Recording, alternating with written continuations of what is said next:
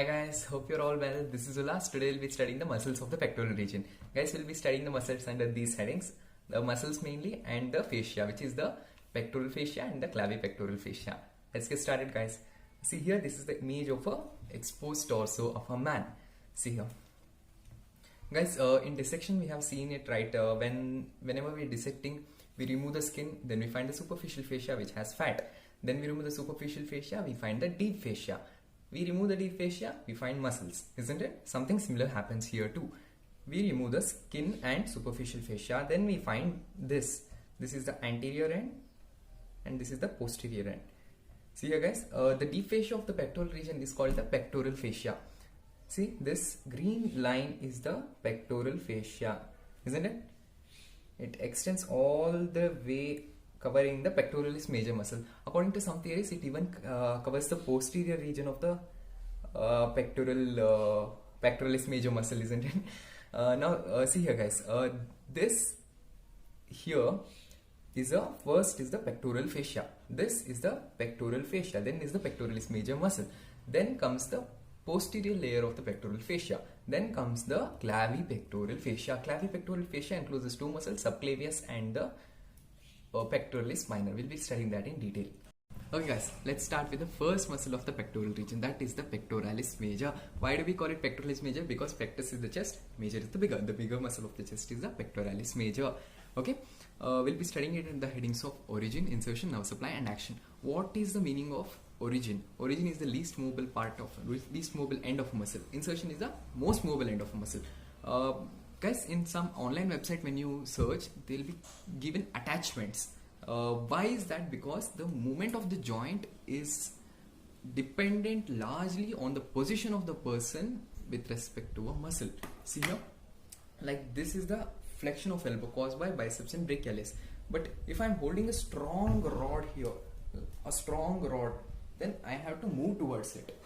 When I contract the muscle, I have to move towards it. So that becomes contradictory. So some people mention it as attachment, but we can learn it as origin and insertion. Okay, guys, the nerve supply is by the medial and lateral pectoral nerve. Medial and pectoral nerve come from the medial cord of brachial plexus, lateral from the lateral cord of brachial plexus. Action is, we'll study that. See here guys, this is a outline of a pectoralis major muscle. See here, this is the outline. So pectoralis major origin has two heads. One is the clavicular head and this is the sternocostal head. Sternocostal head, I am drawing it in orange. Then there is external oblique aponeurosis here. Now see here guys, how do the fibers move? Fibers move like this. They are attached into the lateral lip of the bicipital groove. Okay, see here, this is the sternocostal head. Now there is clavicular head. Clavicular head comes from the medial 2/3 of the clavicle.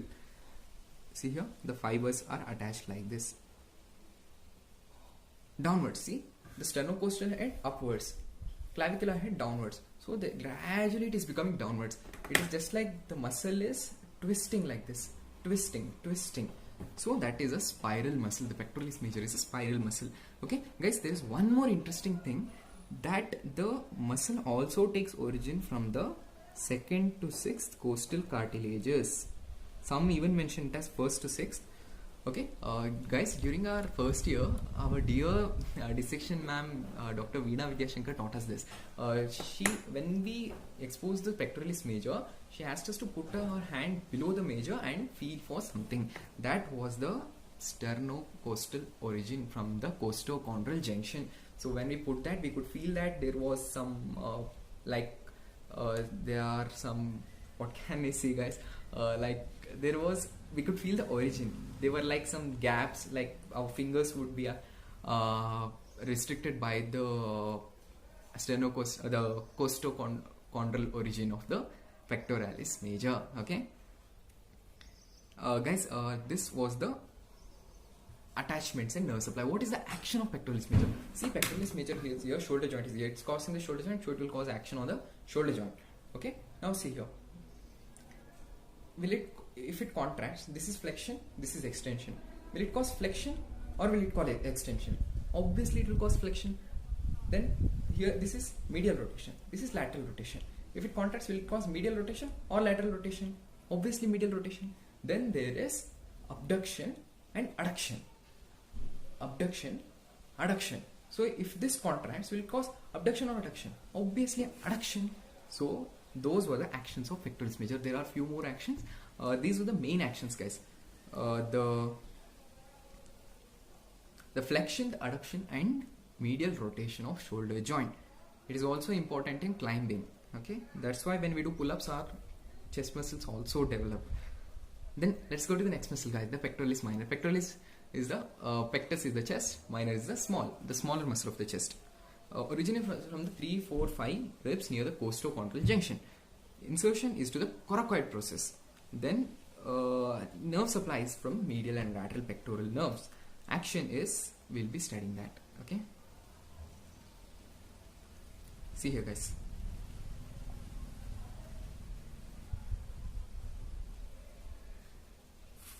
It takes origin from the 3rd, 4th, 5th ribs at the costochondral junction. See, this is the 4th rib, this is the 5th rib, this is the 3rd rib. How did I say 3, 4, 5? Because nipple areolar complex lies in the 4th intercostal space. Okay. Now see here.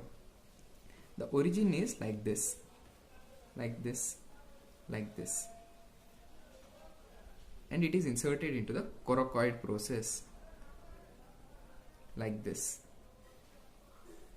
This is how the pectoralis minor muscle is. Origin from 3, 4, 5 costal cartilages from the costochondral junction. Insertion is to the coracoid process. Okay. Nerve supplies from the medial and lateral pectoral nerves. Medial and pectoral from the medial cord, lateral pectoral from the lateral cord of brachial plexus. So, what is the action? Action is, it is attaching from the chest to the scapula. Coracoid process is a part of scapula. So, it assists the muscle serratus anterior in its action, which is like protraction of scapula, and it even stabilizes the shoulder joint, and during movements also it stabilizes the scapula. That is the action of pectoralis minor. It is not so significant, but as a part of pectoral muscle, it is performing a stabilization action, which is very helpful. Okay, and it is also involved in forced inspiration. See, you can see the pectoralis minor also contracts. Then let's go to the next muscle, guys. The very small muscle, subclavius. What is subclavius? Subclavius muscle is what is sub? Sub is below. Clavius is clavicle. Below the clavicle, the muscle is subclavius. So origin is from the first rib near the costochondral junction. Then there is insertion. Insertion is the middle 1/3 of the clavicle, inferior surface. We call it the subclavian groove. Okay. I'll just show you. Yeah. See here, guys. This is the first rib. Okay. This is the costochondral junction. From near the costochondral junction, there is a muscle arising. This is the subclavius. It is attached on the, I can't show you here, but it is attached in the middle 1/3 of the clavicle, on the inferior surface. There is a subclavian groove for that. So that is where the subclavius muscle attaches. Now see here, guys, subclavius muscle nerve supply is from the upper trunk of brachial plexus. Upper trunk of brachial plexus gives a nerve to the subclavius. So how is this muscle important? Guys, see here, it is a very small muscle. You can't palpate it like biceps or pectoralis major. So the muscle is attaching from the first rib to the clavicle, isn't it? So if it contracts, it can either pull the clavicle down or it can pull the first rib up. That is what does. Elevates the first rib, depresses the clavicle. Now if clavicle is how depression of clavicle is important. See, I am moving the shoulder joint here now. If the subclavius muscle wasn't there, this clavicle would have come till here when I have done it. It is keeping the first rib and the clavicle together. So that is how it is doing a stabilization action. So that is the importance of subclavius muscle. Now there is one very beautiful muscle called serratus anterior, guys. Serratus anterior. Its origins in the form of digits, 8 digits from upper 8 ribs. Then insertion is into the medial border of scapula. Long thoracic nerve is the nerve supply, and we'll be studying the action. See here, guys. See, why is it called digitations? What is digits? We studied in the introduction to the upper limb. Digits is fingers, isn't it? अभी देखना, here there is, can you see something like there is fingers under the skin, like this, isn't it? That is the serratus anterior muscle. Serratus anterior is arising from the upper 8 ribs in the form of digitations. So if these were the last 2 digitations, so this is the 7th one, this is the 8th one. So guys, the insertion is very interesting. It took me a lot of time to understand how it works, but it's a very beautiful muscle, guys. I'll show you. See here, what does serratus anterior do? It attaches the ribs to the scapula. Okay, this is the rib, this is the scapula. Okay, this is a section, horizontal section taken at the level of axilla, and we are seeing it from above. Okay, now see here, this serratus anterior muscle is attaching the rib to the scapula. So it could have gone like this now, it could have gone now, it could have attached to the lateral end of scapula. This is the medial end, this is the lateral end, but it is not doing so. It is going to the, coming like this, like this, like this, like this, like this, like this, like this, going to the medial border of scapula, going to the medial border of scapula. Okay, that is how beautifully the serratus anterior muscle is arranged. So how would be the action? See here, like the muscle, if this is a chest wall, it is, and this is a scapula, it is coming like this and attaching to the medial border of scapula. So if it contracts, obviously the scapula moves away. Like the scapula is like this. If the muscle is coming like this, if it contracts, it will move now. It will move like this. And if this is attaching to the medial border, right? So if it contracts, the medial border is moving towards the chest wall like this. It is not moving away. Okay. So the action is, see here, this is the scapula. It protracts the scapula, moves the scapula like this. So if I am holding the scapula, I am blocking the movement of the scapula. See, this is the maximum range my hand can go. This is the maximum range. If I leave it, it can go till here. This is the maximum range. If the scapula doesn't move, if it moves, it can go here. So where have you seen this action like this, like this? That is in the boxing. So where there is involvement of lot of punches. So the serratus anterior is called the boxer's muscle. Okay, and it is also involved in overhead abduction. What is overhead abduction of shoulder joint? 90 degree. Above 90 degrees overhead abduction. Along with the trapezius muscle, the serratus anterior is involved in overhead abduction. Okay, and guys, there is a very interesting clinical point. We'll be studying that now. And the nerve supply of the serratus anterior is by the long thoracic nerve. It comes from C5, C6, C7. We'll be studying that when we'll be studying the brachial plexus. Okay. Okay guys, there is an interesting phenomenon called the winging of scapula. When does it happen? When there is a weakness of the serratus anterior muscle, which can be due to damage to the long thoracic nerve. So when is the long thoracic nerve damaged? There is something called as thoracocentesis. If thoracocentesis is when there is fluid in the lungs, there is a needle inserted here and the fluid is drained. When there is fluid in the pleural space basically. So if the needle is inserted here, needle is sharp and nerve is almost thin, very thin. So it can damage the nerve. It can damage the nerve. Nerves are like wires, they carry signals. If it is damaged, how will the signals be carried to the muscle? If it can't be, signals can't be carried, how will the muscle contact? It can't, na? So there is weakness. And the medial border of scapula is more prominent because it can't be pulled to the chest wall if it is paralyzed. So this is called the winging of scapula. Why is it called winging? Do humans have wings? Unless you're Lucifer, you wouldn't have, na? So if humans or Lucifer had wings, he will have the wings here. Like this. So it is called winging of scapula if they are exposed. Now we'll be studying a very interesting topic, the clavipectoral fascia, guys. See, both fascia basically. See here, this is the anterior end, this is the posterior end. ना अभी देखो, there is something called investing layer of deep cervical fascia. That is a deep fascia of the neck that comes, and above the clavicle it splits into two layers. This it comes like this and splits into anterior layer and posterior layer. They are attached like this: anterior layer, posterior layer. Okay. The anterior layer of deep cervical fascia is continuous with the pectoral fascia. Obvious ना, ऐसे आएगा clavicle के सामने से pectoral fascia, and pectoral fascia is continuous with the axillary fascia. Now see here, this is the clavipectoral fascia, isn't it? This is the clavipectoral fascia.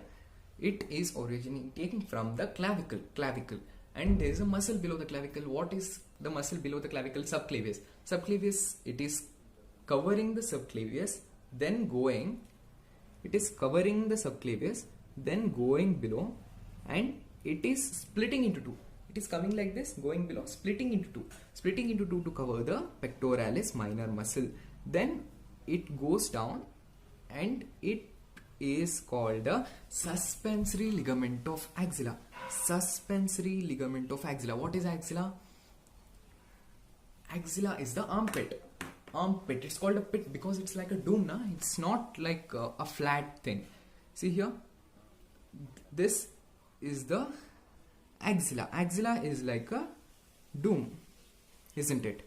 So that is maintained by the suspensory ligament of axilla, which is coming from the condensation of clavipectoral fascia. See here, isn't it?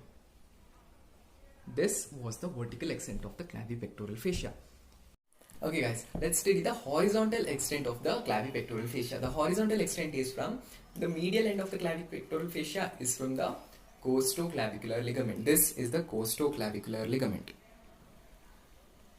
See here, why costo? It's coming from the ribs, first rib. Then why clavicular? It is attached to the clavicle. Then the lateral extent is the coracoclavicular ligament. Why coraco? Because it's coming from the coracoid process. Then the superior extent is the clavicle, obviously. Then what happens? It comes in splits and it covers the pectoralis minor muscle. Then it goes into the axilla as suspensory ligament of axilla, isn't it? That was the extent of the clavipectoral fascia. So how is clavipectoral fascia important? This is one of the important topics which appeared in our university exams. Guys, what are the structures piercing the clavipectoral fascia? What are the structures piercing the clavipectoral fascia? What does pierce mean? Pierce means there's a sheet, which is the deep fascia, strong fibrous connective tissue, but it is passing through it. Passing through it means it has to make a hole. So that is why it is piercing the clavipectoral fascia. So the call structures, this is the mnemonic, guys, CALL, call. So the cephalic vein is one of the very important veins in the superficial venous system of upper limb.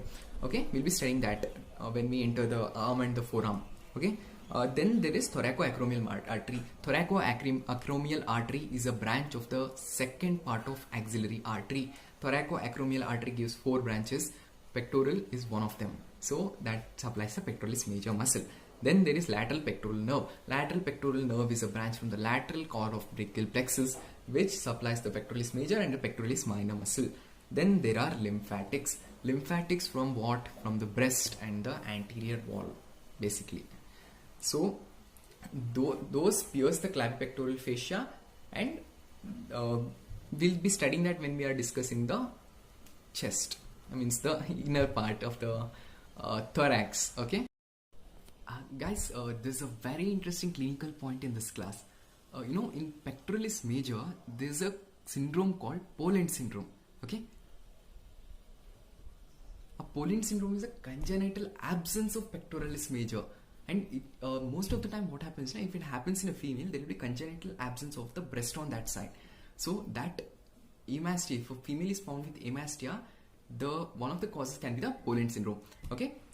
Guys, and there's one more interesting thing about the pectoralis major muscle, that is it has its own blood supply. It has its own artery for its blood supply. So there's a artery called thoracoacromial artery from the second part of axillary artery. Okay, that second part of axillary artery gives 4 branches, and one of them is the pectoral branch of thoracoacromial artery, the pectoralis major muscle, has its own blood supply. So how is it important?